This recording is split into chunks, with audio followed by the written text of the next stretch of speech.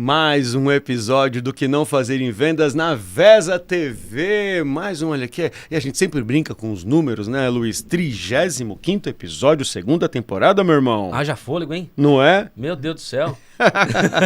É muito bom, né? É muito bom, muito bom. Porque a gente sempre brinca com essa história, quando a gente começou lá na primeira temporada, fazendo episódios de 15 minutos. A gente pegava um dia aqui na Vesa TV e gravava um monte. Quando a gente recebeu o desafio, vocês vão começar a fazer agora episódios de 1 hora, a gente, meu Deus! E a gente achava que 15 minutos era um negócio que ia demorar tanto, mas dá tempo nem de fazer flexão de braço. Fez 3 abdominal em 2 minutos e meio e acabou. O episódio é rapidinho. Você coloca aí no velocidade 2 que eu sei. E agora estamos aqui, 35º episódio, segunda temporada do Que Não Fazer em Vendas. Episódios que são publicados, né? Os episódios inéditos, sempre às terças-feiras, às 21h30, em vesatv.com.br. Também no canal do YouTube da Vesa TV. Você vai lá, tem uma playlist bonitinha com todos os episódios do Que Não Fazer em Vendas. E alguns recortes que a gente coloca em rede social também. E falando em rede social, Luiz, em quais redes sociais a gente coloca o recorte e te acham aí? Opa, facinho. Olha só, lá no Instagram, Luiz Schmidt, SCHIMITD, você me acha lá. Você me acha no LinkedIn também, tenho postado bastante coisa. Newsletter, Conexão em Vendas, coisa que eu aprendi aqui, chique. Toda sexta-feira. Verdade, foi com a Michelle, não foi a Michelle que falou, né? Isso aí. Toda vez que ela fala sobre isso, criei agora a newsletter, toda sexta-feira sai newsletter aqui, Conexão Vendas, já tem uns 950 assinantes e tá legal pra caramba. Então, no LinkedIn tô fazendo todo o conteúdo e TikTok também. TikTok, essa semana, não sei o que aconteceu, o TikTok começou a aumentar os views. Olha. Então, se você não tem colocado conteúdo no TikTok, dá uma olhada nisso, tá? Conexões, seguidores, tudo essa semana mudou totalmente a plataforma. Então, use a plataforma, você me acha lá também. Muito bem. Acabei de aprender. Mas aqui não é só a gente que aprende com os convidados, inclusive convidado hoje. Mas olha só, você me acha como Hugo Palestrando no LinkedIn, Hugo Palestrando no Instagram também, muitos conteúdos colocados lá. E é claro, quer conversar com a gente, chama a gente por ali para falar sobre palestras, sobre treinamentos, sobre workshops, sobre consultorias e sobre patrocínio do Que Não Fazer em Vendas, né, Luiz? Exatamente. Olha, não tenta só fazer social selling com a gente, mandando inbox, falando, olá, tem uma solução maravilhosa para você. A gente sabe como é que isso funciona, né? A gente faz isso para alguns clientes, mas a gente estrutura para que vocês se relacionem com a gente. Nós temos um episódio com a Michelle Lima, especialista, maior especialista no Brasil, que ela falou, assim como na vida real, o relacionamento começa com uma troca de olhar, um papo, chama para conversar. No LinkedIn é a mesma coisa. Mas eu quero muito me relacionar com você, para que você possa, sua marca possa fazer parte do nosso projeto. Então a gente quer que você seja um patrocinador, um parceiro, um apoiador e quem sabe a gente possa falar aqui o nome da tua marca, você possa trazer alguém para a gente fazer uma entrevista. Tem um espaço seu aqui, a gente já tem alguns pacotes formatados e a gente está só esperando o seu contato aqui. É isso aí, a gente sabe o quanto podcasts tem sido um formato muito interessante de exposição de marca, de produção de conteúdo e de avanço, claro, do teu relacionamento com os teus clientes. Então vem falar com a gente, vai ser um grande barato receber tua marca aqui no O Que Não Fazer em Vendas e parceirar com a gente nessa jornada, né, Lourenço? Mas agora quando a gente está assim do ladinho do outro é porque alguma coisa é diferente no programa. Exatamente. Todo mundo já quem acompanha já sabe.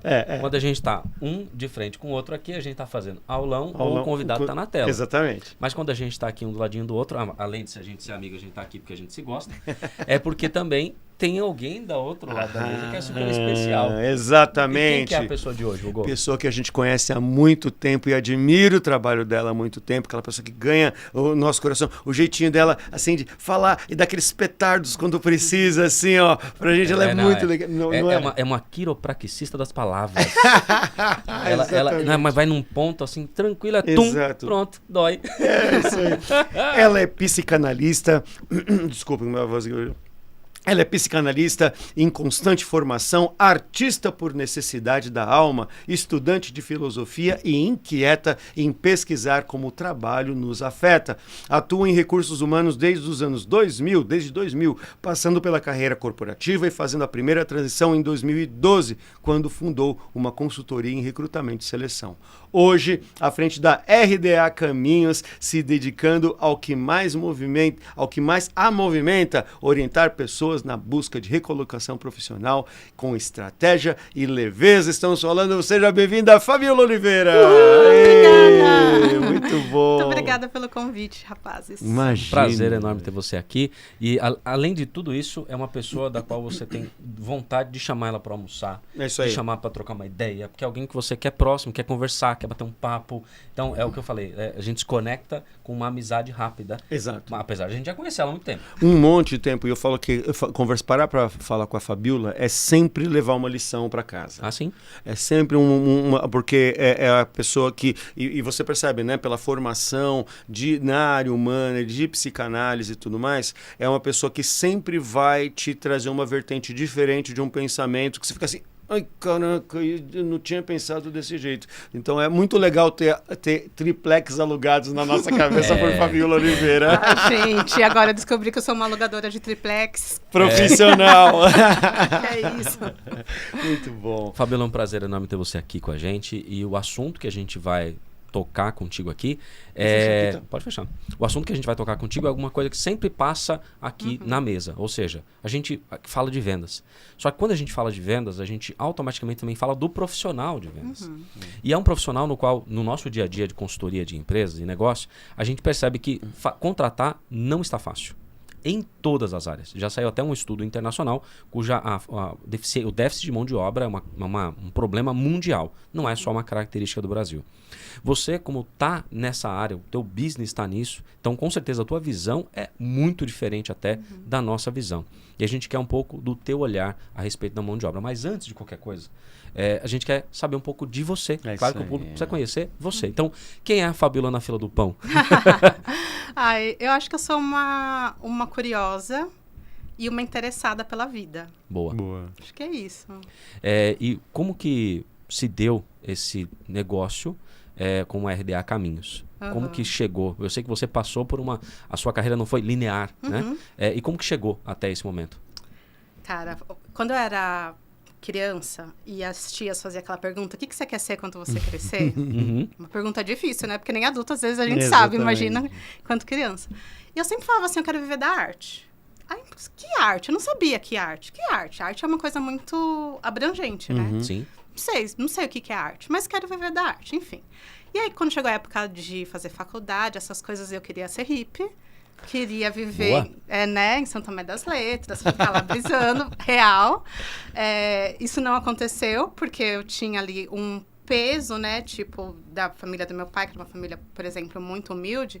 Meu pai, ele conseguiu fazer faculdade quando ele tinha 40 e poucos anos. E foi a primeira pessoa da família a conseguir fazer faculdade. Então, tinha um peso, né, assim, tipo, meus filhos, eu quero que estude. Não tem essa de não querer estudar. Como assim não vai estudar?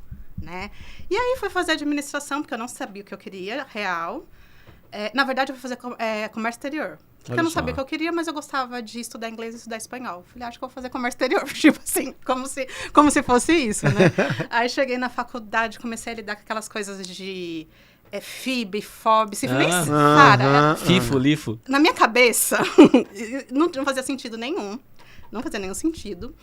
Mas eu tinha uma aula de filosofia. Tinha aula de filosofia no curso de administração, né? Era administração com comércio, tinha uma aula de filosofia.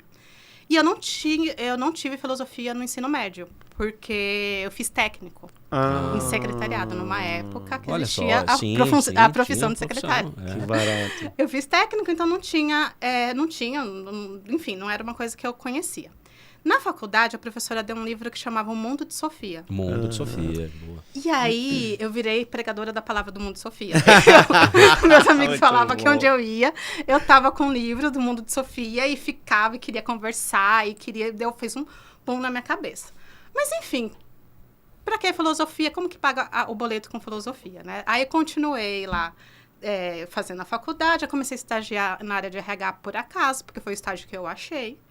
Dentro da área de RH, eu comecei a ter uma carreira legal, que eu não entendia por que estava acontecendo. Olha só. Né? Então, por exemplo, uma das empresas que eu entrei como estagiária, fiz o programa de estágio e fiquei um tempo, foi na Ambev. Eu lembro que na época era difícil de entrar e era difícil de continuar, né? Sim. E aí eu, E uma cultura muito aguerrida sempre na Ambev, né? E aí, tipo assim, e a galera, assim, queria cargo e tal. Eles tinham um programa dentro da empresa, na época que eles escolhiam algumas pessoas que eles iam monitorar, que eram talentos, que eram pessoas que eles não queriam perder pro mercado. E eu tava dentro desse meio. E eu ficava pensando, mano, eu só quero estar em São Tomé das Letras. A galera aqui se matando por um cargo, né? E, de alguma forma, meu trabalho tem algum valor, né?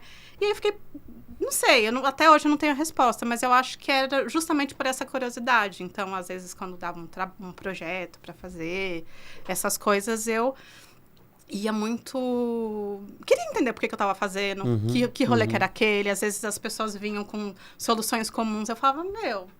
E aí, e aquilo outro, né? Sempre problematizando, né? Então, talvez isso tenha sido bacana. Enfim, aí fui fazendo uma carreira corporativa. Quando eu tinha 25 anos, eu estava no meu primeiro cargo de gerência. E foi muito difícil, porque eu estava zero preparada para aquilo, né? Porque não é sobre saber tecnicamente, nem é sobre ser interessado ou sobre se esforçar. Tem coisas que é sobre você ter vida para pegar essa sutilidade das relações. Então, foi super difícil. Enfim, várias coisas aconteceram e eu burnoutei.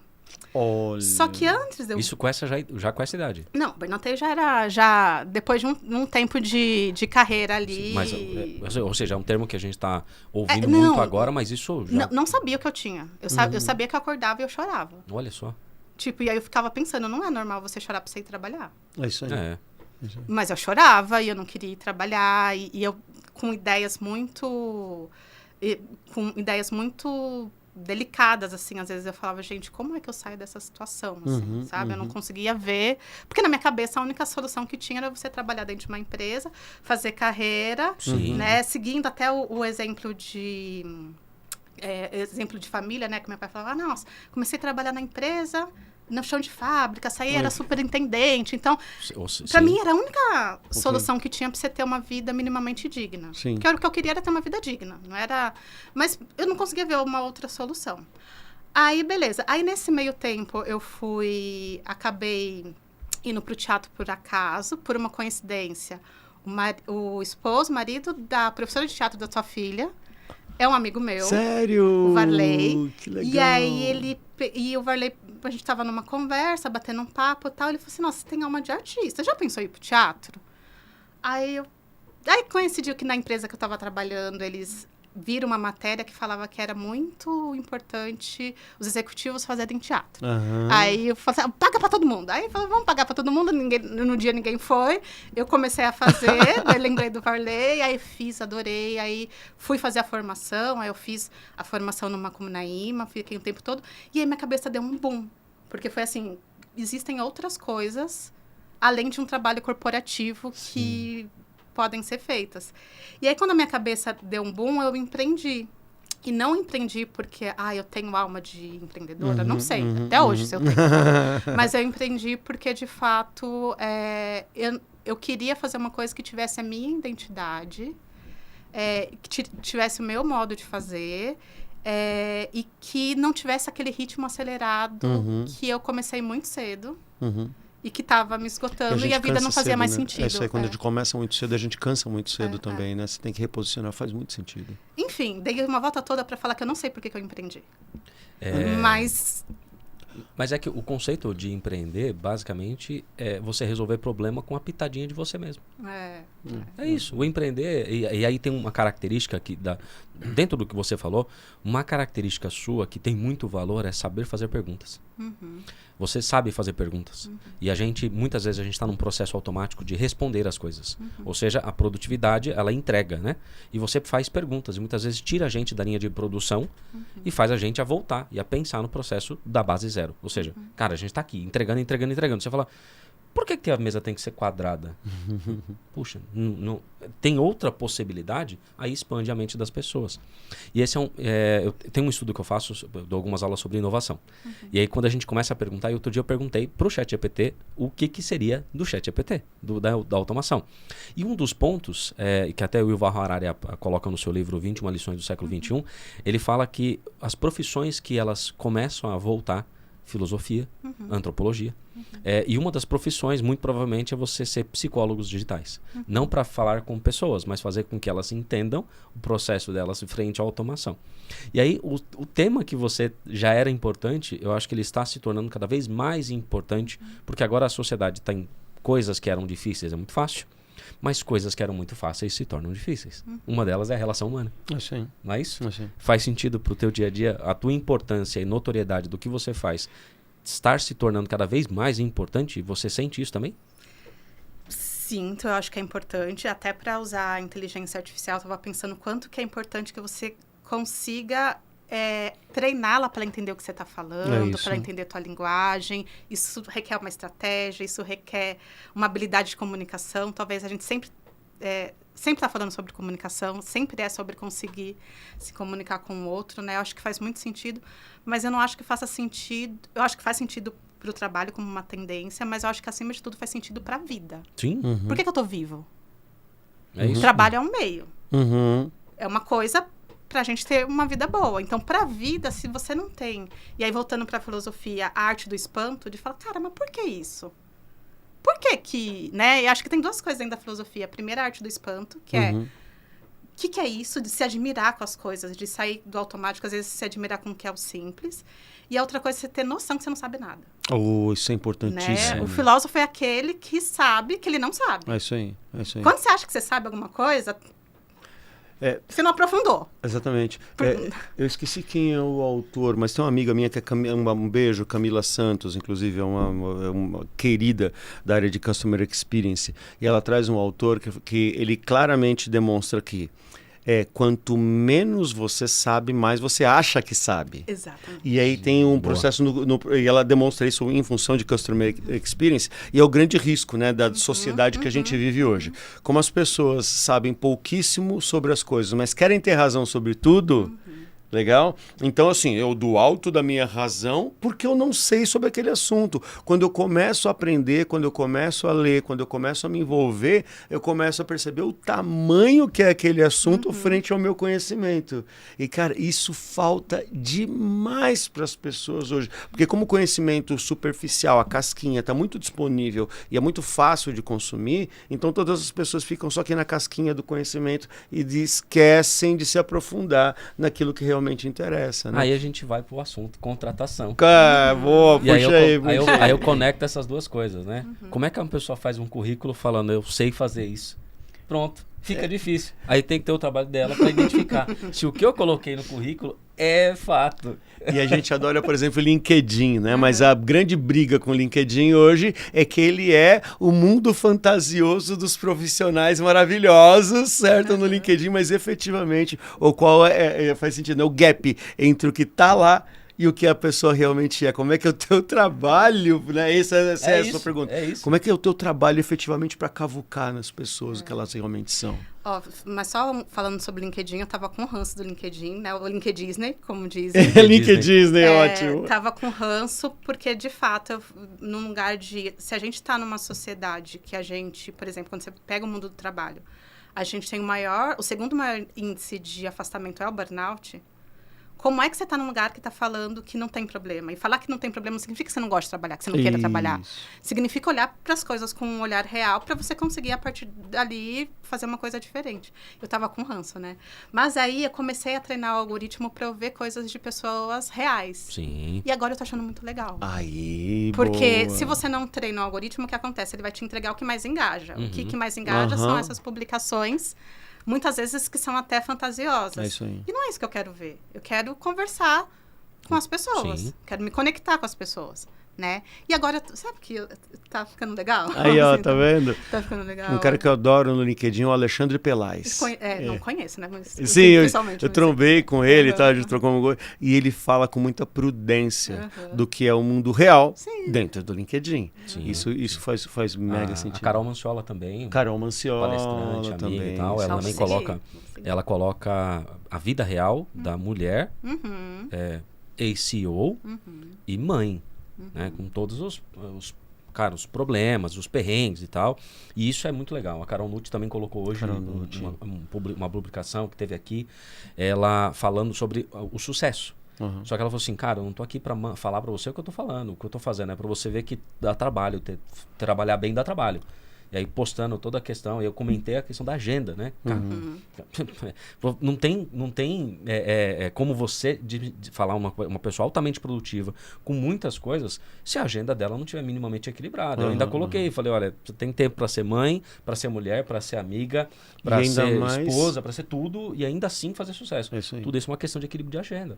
Ainda mais a Carol Nutt, que a Carol Nutt tem um desafio físico, ela tem uma doença importante. E a gente conversando esses dias, ela falou, Gô, nível de dor, eu estou sempre com no mínimo dor 4. Né? Então assim, então tem todo um desafio, ainda mais ela conseguindo esse equilíbrio todo, né? É legal que o LinkedIn ele abre esse espaço e aí treinar o algoritmo é sempre importante para que a gente possa ver aquilo que realmente faz sentido. E aí tem algumas linhas de discussões também que a gente pode participar dessas linhas de discussões e eu tenho usado mais isso e aí o SSI melhorou, hein? Melhorou um pontinho porque você está participando ativamente da ferramenta. Mas do ponto de vista de contratação, que é realmente algo que tem preocupado algumas empresas, quando a gente fala de vendas, não é fácil contratar alguém. Eu vejo pessoas que me procuram para... eu quero fazer um processo de prospecção. Você indica algum SDR bom? Cara, todos eles estão trabalhando. Mas o que eu faço? Treina alguém. E como que faz isso? Né? E aí eu queria entender um pouco desse cenário. Olhando do ponto de vista de vendas, quais os cargos que você mais se depara? Como que está a dificuldade entre eles? E quais as competências que tem falta para que você possa até ajudar a educar o público para que eles possam trabalhar nisso? Bom, eu acho que vendas é uma área muito complexa, porque a gente tem uma coisa no inconsciente coletivo que é a imagem caricata do vendedor. É isso aí. Né? Bom de papo, bom de relacionamento, esse é o vendedor. Rolando lero, né? Rolando lero, exatamente. Exatamente. E aí essa pessoa que... essa coisa que está no inconsciente coletivo, ela afeta tanto a empresa, que muitas vezes a empresa ela não quer essa figura, mas é essa figura que ela contrata. Porque ela, na hora de fazer a seleção com o viés inconsciente dela, ela acha que comunicação é expansão. Você pode ter uma pessoa que não é expansiva, que se comunica. Comunicação é fazer com que a mensagem chegue no outro, né?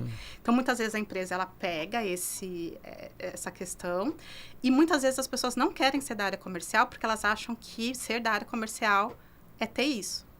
Então, dentro desse contexto todo, todas as vagas que são para vendas mais consultivas são as que mais crescem, porque acho que na cabeça de quem está contratando a pessoa consultiva não vai ser essa que vai dar a volta toda. Sim. Então, é o tipo de vaga que mais cresce, mas, ao mesmo tempo, a empresa ela acaba contratando pelo viés da pessoa expansiva. E aí, é uma coisa que, às vezes... não rola, porque, por exemplo, se você está falando de SDR, você está falando também de análise. Sim, total. Né? E às vezes a pessoa ela não consegue. De análise, de disciplina, de capacidade de priorização, que são coisas que a gente tem falado bastante, mas efetivamente, então as empresas ainda têm, os contratantes ainda têm dificuldade de reconhecer que essas características de disciplina, de resiliência, de priorização são importantes na hora de contratar o vendedor. Na verdade, o que encanta, normalmente, é o que encanta. Ok. Né? E aí você tem assim, um monte de coisa para fazer, você numa contratação, por mais que você faça uma entrevista longa e 1 hora, você nunca vai saber quem é a pessoa. Eu faço terapia, eu faço análise há anos, eu não sei quem eu sou. Você acha que num processo seletivo, numa hora, você vai descobrir, né? Exato. E aí você contrata por conta do viés. E aí o desafio é você se questionar. Será que o que eu estou considerando aqui como algo inegociável dessa vaga é realmente algo negociável? Será que eu tenho um problema de mão de obra, que é uma questão que a gente tem no mundo, é uma questão da nossa época, mas ao mesmo tempo as empresas elas querem contratar exatamente as pessoas com o mesmo perfil. Sim. E aí você fica, lei da oferta da procura, você não precisa ter uma mágica para você entender. Se todo mundo está procurando as pessoas exatamente com o mesmo perfil, essa pessoa ela vai ser vai estar escassa no mercado. Tão simples quanto isso. né? E aí, eu acho muito interessante, porque, por exemplo, às vezes ela fala assim, tá muito difícil de contratar. Daí fala assim, beleza, tem um candidato aqui, que é um candidato, sei lá, que tem uma idade que é uma idade que, na cabeça da pessoa, é uma idade que tá, sei lá, avançada. Né? Não que seja, mas assim, sei lá, uma pessoa de 55 anos. Ah, não, mas aqui a gente tem que ter pique, a gente tem que ter... Mas você conversou com a pessoa? É isso aí. Assim, eu não consigo contratar, mas eu também não quero abrir mão de um estereótipo que eu acredito que seja daquela forma. E a gente faz isso naturalmente, a gente precisa criar caminhos para a gente encurtar as coisas, a gente não consegue fazer associação de tudo, mas, ao mesmo tempo, o processo seletivo é uma coisa que precisa o tempo todo ficar se perguntando, eu estou contratando pelo viés ou eu estou contratando porque eu fiz um trabalho de estruturar o que eu preciso para essa área, que também não adianta querer... E é uma outra coisa que acontece muito em vendas, que eu acho é muito curioso, que é assim, eu quero contratar, quanto que é a comissão? A comissão é quanto mais vende, mais ganha. Tá, mas quanto que é a comissão? Quanto que é a comissão? Né? Mas não sei porque eu quero que a pessoa venda bastante. Tá, mas você quer que a pessoa venda bastante, mas assim, por mais que essa pessoa venda bastante, você também tem um limite de entrega. Né? Mas eu nunca tive essa área. Tudo bem, mas qual que é o teu limite de entrega? Antes de você abrir uma vaga de vendas, você fez uma análise com a tua área de operação? Você fez uma análise com a tua área de financeira para ver, inclusive, quanto que você tem de orçamento para você pagar? Isso. O Luiz fala muito disso, né? Da questão da capacidade de entrega da empresa frente ao vendedor. Mas você ia puxar um negócio aí, agora eu tô com 3, 4 perguntas na cabeça. Justamente porque muitas vezes a gente fala assim, o cara que é o vendedor, que já tem experiência, que traga a sua carteira, que seja bom de prospecção, bom de fechamento, ótimo de negociação, a comunicação seja boa, que ele tenha um carro, que ele tenha roupa bacana para poder fazer a visita, que ele tenha disponibilidade no presencial para fazer as visitas com o cliente e tempo disponível 100% e que ele receba um fixo pequenininho que ele viva de comissão. Cara, essa pessoa, por favor, ela vai minimamente, dificilmente tá livre e não faz sentido, porque muitas empresas não, o que você bem falou, não tem um mapa de competência daquela vaga para entender o que precisa para aquela própria vaga. Eu acho que assim, em vendas, eu estava falando isso ontem numa turma que eu estava treinando. Em vendas, é uma questão de gerenciar expectativas. Né? Em contratação também, talvez tudo na vida seja gerenciar expectativas. E aí, voltando a uma questão que você trouxe, conectando o que o Luiz trouxe aqui, é assim... Será que eu, como executivo que vou contratar um vendedor, é muito mais fácil eu seguir num estereótipo? Porque se eu sair dele, eu vou ser culpado se alguma coisa der errada.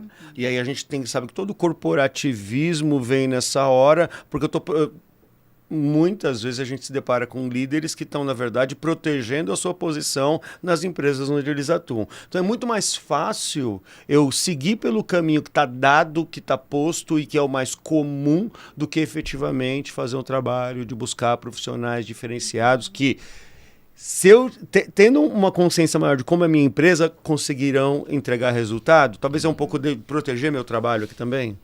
Acho que tem muita coisa, né? Tem essa questão de proteger o trabalho, de fato não se arriscar.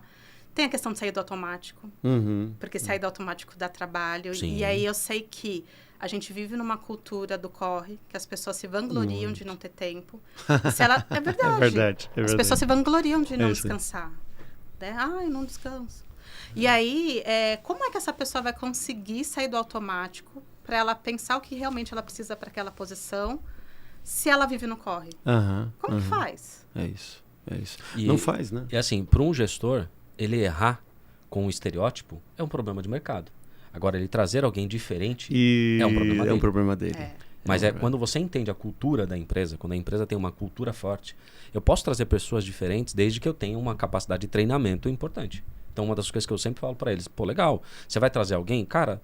Tá com dificuldade de trazer? Traz alguém que tenha as competências necessárias para que essa vaga seja feita e treine essa pessoa com a parte mais técnica. Soft skill, hard skill, como o mercado queira ouvir. Mas eu posso trazer alguém que tenha minimamente uma capacidade de executar aquilo que eu estou trazendo, mas eu tenho que sim ter um tempo de treinamento. Faz sentido as empresas não terem essa noção do treinamento e aí cobrar de você uma pessoa pronta, que chegue com um nível de começa a trabalhar amanhã e já faça resultados depois de amanhã? Faz sentido isso? As empresas tem cobrado isso de você? Essa questão do treinamento é sempre uma questão difícil, né? Porque a gente volta para a questão do tempo. Sim. É sempre, né? Eu não tenho tempo, eu não consigo. E eu entendo que muitas vezes não se tem o tempo mesmo, porque você tem um mercado ali, né? Te cobrando para você inovar e etc e tal. Mas mesmo que você traga uma pessoa completa, essa pessoa ela vai precisar de um tempo para se adaptar à cultura. É isso aí. Claro. Então, assim, não tem como não ter essa questão do tempo. Então, você querendo ou você não querendo, você vai precisar de um tempo para treinar. Mesmo que essa pessoa cumpra várias coisas. E aí, talvez, a provocação seja, eu quero ter tempo no retrabalho, porque o que eu observo fica um ciclo do retrabalho, que se você tivesse parado ali para treinar e para fazer um processo de imersão bacana, né? Se tivesse feito isso, talvez não estaria no ciclo do retrabalho. Sim. Né? Como é que a gente sai do ciclo do retrabalho? Sabe, vocês conhecem o mito de Sísifo? Mito de Sísifo. Não, eu já vi. A gente já ouviu falar sobre isso aqui, mas eu não lembro. Eu não lembro. O Sísifo ele era meio enrolão. Acho que tinha um perfil desse vendedor caricato. Era meio enrolão, ele dava uns truques lá na Grécia. Aí até que um dia deu ruim para ele e ele foi lá, ele recebeu uma punição. E a punição de Sísifo tem uma pedra muito forte, ele tem que pegar essa pedra, subir com essa pedra, né, até o final da montanha. Quando chega no topo, a pedra volta. Aí ele pega. Como foi uma punição eterna, a gente não sabe se Sísifo está ali ainda, né? Segundo o mito. Mas a questão é essa questão de muito esforço sem resultado. Como é que você sai do ciclo de muito esforço e sem resultado? Às vezes tem que parar. Sim. Eu brinquei ontem também, né? Tem um palestrante que fala assim, e que nós gostamos todos sempre, quando ele fala, que ele fala do seguinte, né? Que para cansaço, descanso. Quando você está cansada, você descansa uma noite, descansa no final de semana, tira umas férias, você descansa. Quando o descanso não resolve, mudança de postura. Né? Porque quando o descanso não resolve, o teu problema não é cansaço, é estresse, é falta de motivo, falta de objetivo. E aí é muito claro isso. E uma outra coisa, e aí nessa questão que você trouxe, o quantas vezes eu vejo empresas tentando contratar vendedores para trabalhar num processo que não funciona. Não faz sentido o processo de vendas, não faz sentido o que eles cobram, e eles querem uma pessoa para colocar num lugar que não faz sentido. Né? Isso ainda é uma coisa que você percebe quando você olha... Tem uma empresa que eu estou muito próximo que ela troca de vendedores a cada 2 meses e ela vai girando. O turnover de vendedores é muito alto. Entendeu? Faz sentido ainda essas empresas que elas não olham para dentro, elas estão contratando gente para o lugar errado? Eu acho que contratação sempre é sobre processo. Boa. Né? Então, você acha que eu preciso aplicar um teste... eu trabalhando com isso desde 2002, não adianta. Tá? Porque vai adiantar muito se o teu processo... Porque isso é afinar a seleção.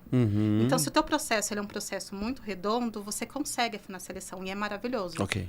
Se o teu processo é um caos, você só vai gastar dinheiro. Isso é. Você não vai... Contratação sempre é sobre o processo, mas quando a gente fala de uma contratação para a área comercial, que é uma área que, querendo ou não, vai exigir de uma pessoa que, independente do perfil que ela tenha, né, no perfil, se ela é mais expansiva, se ela é menos, etc., ela tem que ter uma coisa interna que é habilidade de ouvir não e de recomeçar. É muito complexo isso. Isso não é simples. Não. Né? Quando a gente escuta um não, onde é que bate? Né? Onde é que bate? É uma coisa muito complexa. Então, assim, é uma área que ela vai ter uma complexidade muito maior. Então, é um tipo de área que, se você não olhar o teu processo, desculpa. Não adianta você querer fazer um processo seletivo sofisticado, porque a pessoa de vendas, ela já vai ter que lidar com a complexidade de vender. É isso. Se ela tiver que lidar com a complexidade de vender, mais a complexidade de uma empresa que não tem processo, não funciona. Um ponto que a gente traz aqui também é assim, falando desse treinamento, e aí eu coloco o vendedor entrando na empresa e ele começa a receber um fixo ou nem começa a receber fixo. Aí tem um tempo de treinamento para ele se adaptar. Então, vai lá 1 mês para ele conhecer produto, empresa, cultura, não sei o quê, dependendo da complexidade da empresa, 2, 3, 6 meses. Nesse tempo ele está recebendo um salário fixo ou uma ajuda de custo ou nem isso. Como é que essa pessoa sobrevive de comissão se o tempo de treinamento da empresa demora 6 meses? E aí eu sempre provoco as empresas a pensarem nisso. Cara, nesse período, algumas fazem comissão regressiva, coloca lá já recebendo comissão por um X tempo até você ter resultados efetivos. Ou tu coloca um fixo escalonado e depois muda esse fixo. Mas na hora de você contratar, as empresas têm tido esse tipo de noção de que a pessoa, durante o tempo de treinamento, ela precisa sobreviver, comer, pagar conta, o sapato que ela vai usar, né, para poder fazer uma visita tem que chegar minimamente cheiroso, com a camiseta passada, e você pede para ele chegar lá e cobra ele, passa um gel no cabelo, você não paga nada, o cara vai comprar o gel da onde, meu querido? Faz sentido as empresas têm tido essa noção ou não ainda? Tá, ó, eu tô falando de contratação, mas eu já não trabalho mais com seleção há um pouco tempo. Mas eu tô, né, não tô falando de hoje, mas tô falando de alguns meses atrás. Eu acho que, às vezes, uma provocação é, eu quero um vendedor, uma pessoa da área comercial, ou eu quero um investidor? Nossa. Boa. Nossa, isso aí. São coisas totalmente diferentes. Repita, por favor. Né? Eu quero um vendedor. Naquela câmera ali é a sua câmera. Vai dar um recorte perfeito para você. Eu quero um vendedor ou eu quero um investidor? Porque é diferente. O investidor, ele tem dinheiro para investir. E ele vai ter um tempo que ele vai investir e ele vai ter um retorno. É isso aí. Consequentemente, ele também vai ter outras divisões de lucro, ele vai ter outras... É um investimento. Perfeito. São coisas totalmente Perfeito. diferentes. Um vendedor de um investidor. É isso. Perfeito. A colocação muito bem colocada, porque as empresas elas acham realmente que elas estão contratando e dando benefício da venda para aquela pessoa, mas eu não coloco ela num patamar de venda. Aí eu quero que o vendedor atenda um cliente em uma região top de linha, o meu melhor cliente. Então eu vou colocar o meu vendedor com uma roupinha surrada para falar numa mesa de clientes com outro nível intelectual, outro nível de vida. Eu quero que ele fale o mesmo assunto que o cara. Eu quero que ele conheça, né? O cara vai para Aspen, o meu amigo nunca saiu de Mauá, Diadema, Eldorado, a galera que... Um beijo meus alunos de lá. E, cara, como é que eu vou ter essa noção? Como é que eu vou ter papo? Como é que eu vou conseguir desenrolar um assunto se não faz parte do treinamento? Não tem repertório, não tem a vida do cara. E aí você quer que as pessoas façam o mesmo sentido. Eu acho muitas vezes injusto com a parte do vendedor uma empresa colocar ele frente a frente a isso sem minimamente treiná-lo. Eu já participei de mesas com muita gente e que eu não estava preparado para aquela mesa. Saí de lá, quase que pareceu que eu tomei umas porradas daquela pessoa. Eu falei, meu Deus, olha, eu tô aqui numa mesa que eu me sinto desconfortável. E às vezes a empresa coloca o vendedor nessa situação esperando dele um posicionamento muito diferente. Então eu tive a experiência de pegar algumas pessoas na minha empresa, e uma delas foi do zero. E... Cara, foi lindo ver a transformação dessa pessoa que saiu de técnico de rua e passou a vendedor e falando de igual para igual. Mas quais foram as coisas que a gente teve que trabalhar? A vida dele. A experiência sobre as coisas com ele. Até a autoconfiança de falar assim, agora você já está pronto. Põe um monte de engenheiro na mesa, você vai... Mas eu não sou engenheiro, não tem problema, querido. Você tem preparo para falar com essas pessoas. E vamos embora. E aí você vê a transformação da vida da pessoa através de vendas. Quando a gente fala de contratação, a gente fala dessa dificuldade que está, uma das coisas que a gente tem pensado bastante é dividir o processo de vendas, tá? Prospecção e a parte mais de fechamento. Na parte de prospecção, uma linha mais técnica, uma linha mais, né? E essa parte de prospecção é uma linha que eu vejo que tem muita vaga, tem muita oportunidade e que são lugares em que as pessoas mais simples, elas até podem começar. Então, qual é a tua visão, por exemplo, para quem está numa área e ela quer mudar? Você acha que vendas pode ser um caminho para ela poder mudar de vida, para ela poder, quem sabe, até galgar outros níveis financeiros para a vida dela também?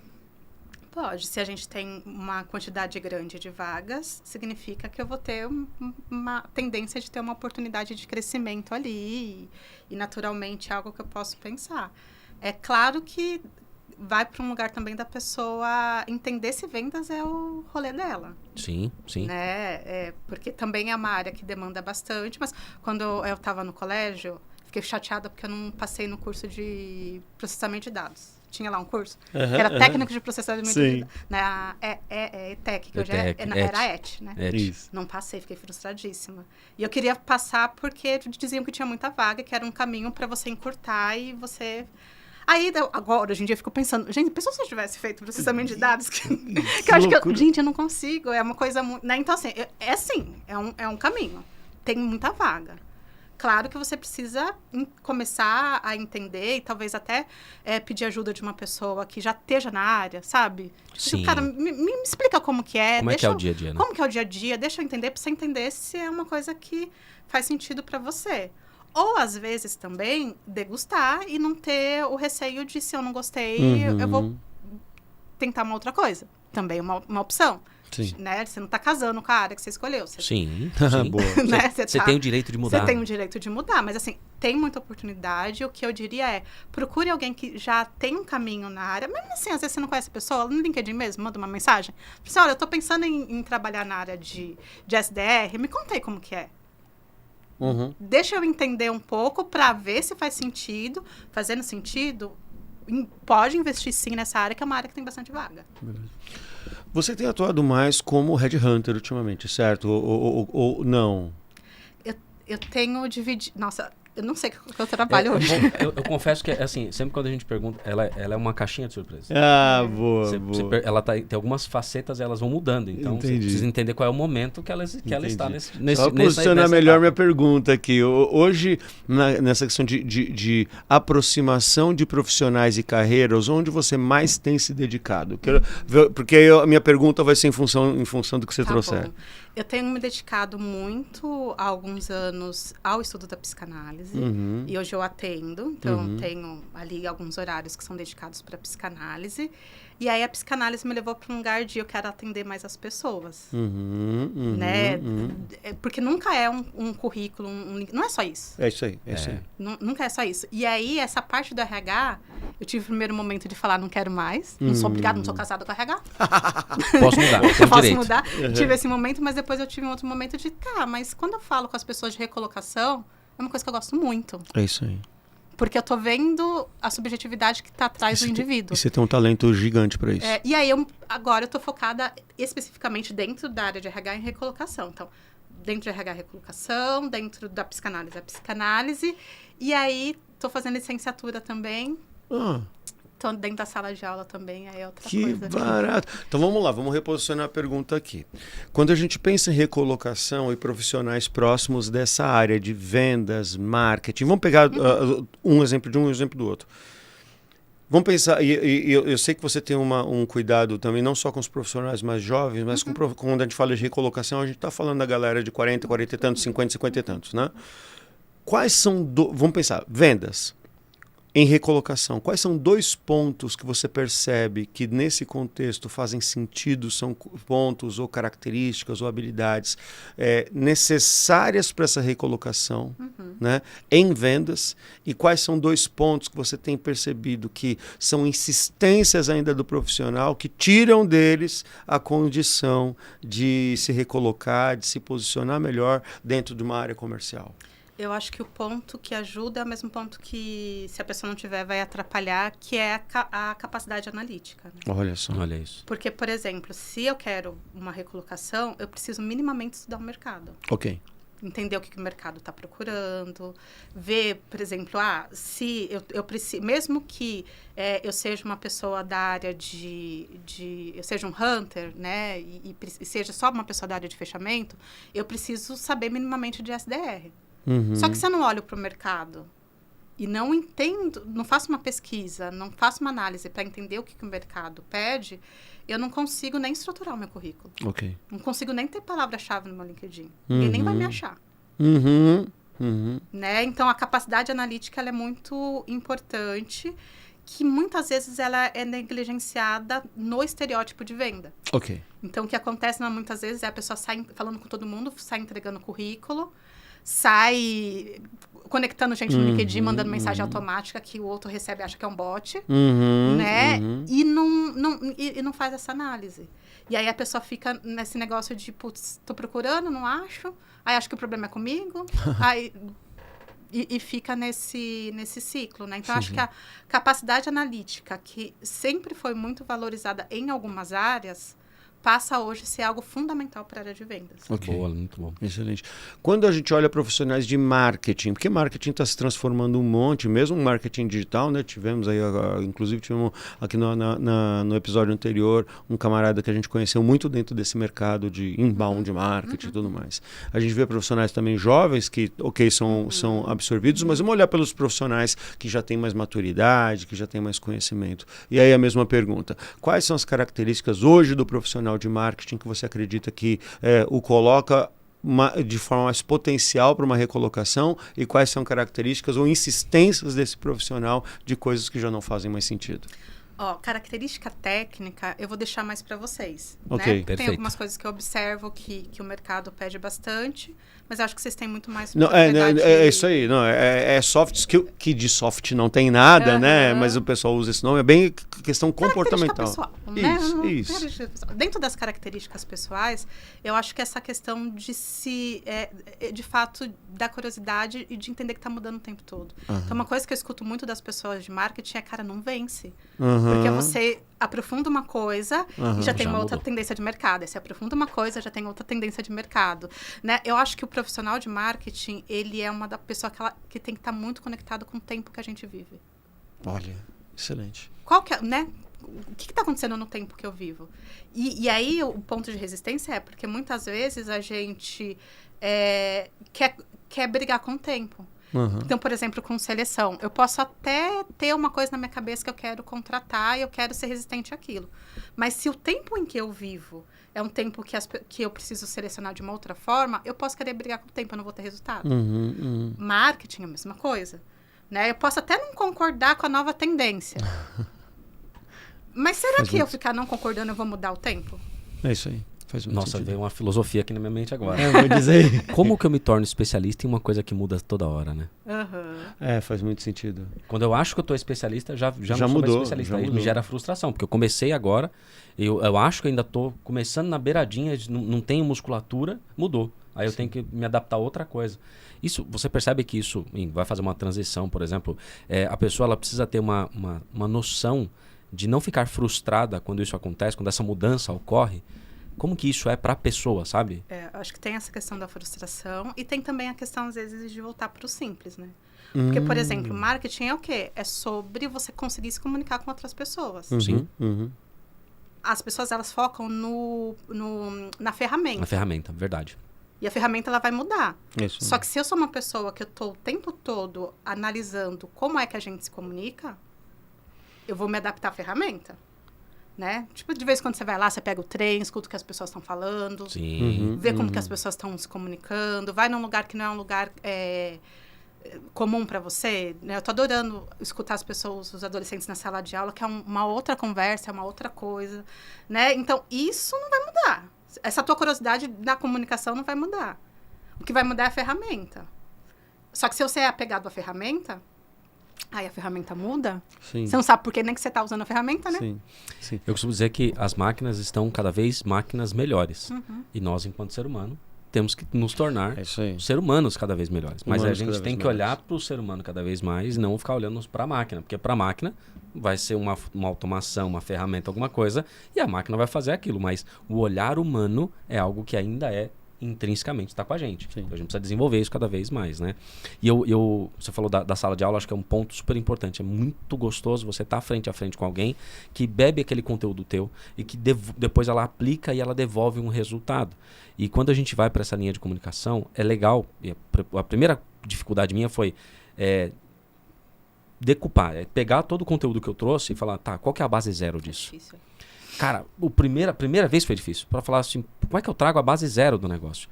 Aí você volta a quem é você, as tuas próprias raízes. Então, hoje eu consigo ser eu, como eu era, com a experiência de hoje. Sim. E aí, por isso que você se conecta com quem é simples quando você consegue ser simples.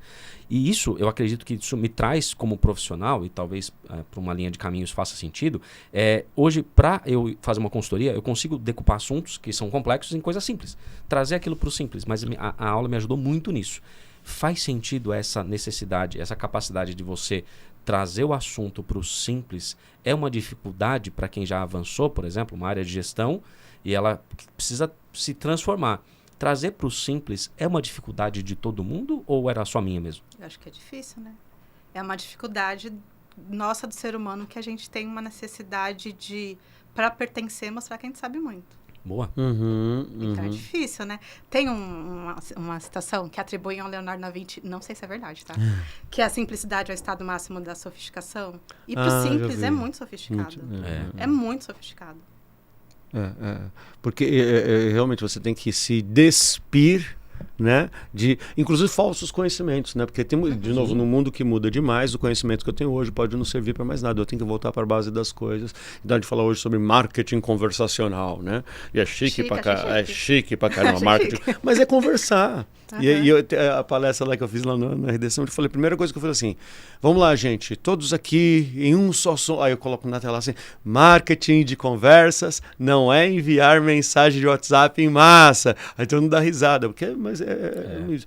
Uma pergunta, e quando esse vendedor, essa vendedora, esse executivo, essa executiva de vendas vai para a psicanálise? Como é que está a cabeça desse vendedor, dessa vendedora, desse profissional em recolocação? Quais são as principais dúvidas dele? Quais são os desafios que na mente dele é o que mais está pegando para ele conseguir se recolocar, para ele conseguir se reposicionar no mercado de trabalho? Cara, é muito individual, né? Cada pessoa vai trazer a sua singularidade, mas eu diria que tem um ponto muito comum que é a pessoa ela confundir o valor dela com a pessoa com o resultado profissional. Opa, repita isso, por favor, que isso aqui virou pedrada. Como é que é? Ela confundiu o valor dela como pessoa com o resultado profissional. Então, não atingir aquela meta, eu sou uma pessoa sem valor. Às vezes você só não atinge uma meta, tem uma complexidade, tem um monte de coisa que está acontecendo. Sei lá, veio uma pandemia, não sei. E tem coisas que não... Exatamente, tem coisas que não dependem... É isso, coisas que não dependem dela, não dependem... Então, eu achar que eu sou o resultado que eu entrego, esse é o grande problema desse executivo envolvido em... E assim, não é só vendas que está extremamente conectado a metas, a métricas, né? São todos, mas essa é a tua... É que eu acho que dentro de vendas é uma coisa mais... tá no dia a dia, né? Você, até, inclusive, o que a gente tem como metodologia de ferramenta de recompensa, né? Então, você vive num ciclo que a pessoa ela é recompensada o tempo todo e valorizada e etc. pela entrega dela. Então, às vezes, quando essa pessoa ela não entrega, isso vai pro quem eu sou. Qual que é o meu valor como pessoa? Nossa, 2, 3 pessoas já vieram na minha cabeça imediatamente quando você falou isso. Faz muito sentido. Eu tô entendendo agora, tem 2 empresas, algumas que eu faço consultoria, mas 2 delas em que eu atuo exatamente nisso. Ou seja, analisamos as metas. Quem tá menos?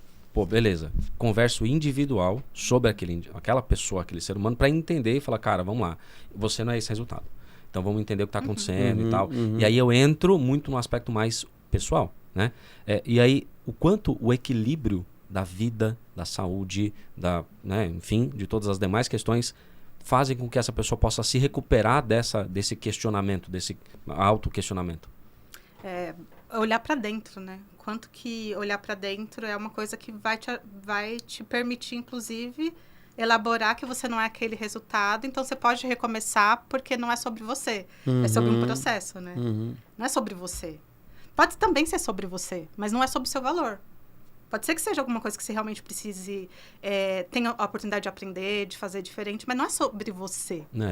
Você é muito mais que aquilo. Não é sobre incapacidade pessoal, única sua, né? Mas é sobre posicionamento do processo. Não, faz muito sentido. E assim, num mundo de comparações, onde todo mundo publica o tempo inteiro as suas principais vitórias, as suas principais chegadas, quem não tem uma chegada para mostrar se coloca nesse lugar de duvidar do seu valor e da sua entrega. E quando isso acontece ali para os 40 e tantos, 50, isso pode ser um peso absurdamente grande para essa pessoa, né?